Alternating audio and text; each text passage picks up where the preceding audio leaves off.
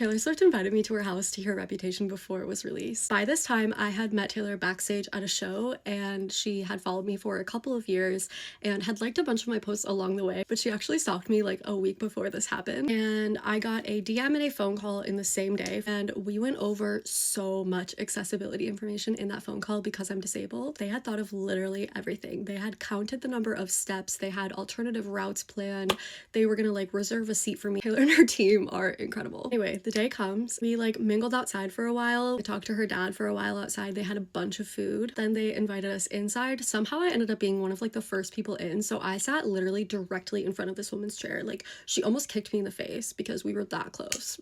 Sorry, girl. Taylor came in, and then she introduced her family and Abigail. We all like cheered for her, and then she came and sat down. We watched a music video for Ready For It. It was like 80% done, I think. My friends and I were just sort of like talking, like making jokes and stuff, and after Taylor made a comment about like one of the jokes that I'd made, I kept forgetting that we were in her house and she was also there, and she was standing right there and could hear us. Like, that just like did not compute in my head. Anyway, she would tell us the whole story behind a song, like when she wrote it, why she wrote it, who she wrote it with, production, and she would play the song. Then a couple of the singles had already been released at that point, so during Look What You Made Me Do, we had a dance party. During Gorgeous, they actually passed around all of the new merch line that like had not yet been announced. Not only did we get to see all of the new items, but we got to like feel them, and you guys, I tried so hard to get them to let me take that gray oversized crew neck with like the zips in the elbows.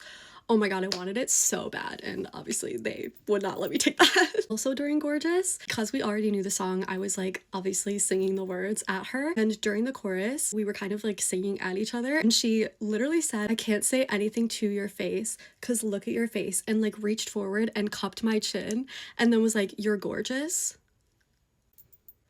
Life-changing moment.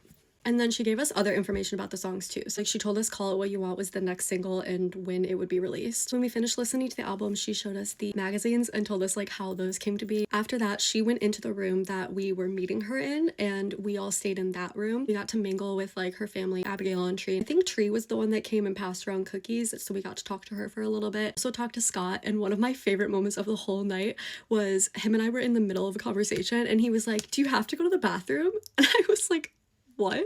And he was like, no, even if you don't have to go, you gotta go. You gotta go see. Her bathroom's so cool." And he wasn't wrong. It was very cool, but it's the most dad energy, and it is so funny. I guess all of the minors had to leave first, so Taylor's team did call names of anyone who was a minor, and then they all met her first, but the rest of us kind of got to choose when we wanted to go over there. So me and this group of people decided that we would be last. So we kind of hung out and like mingled in the room that we listened to the album in.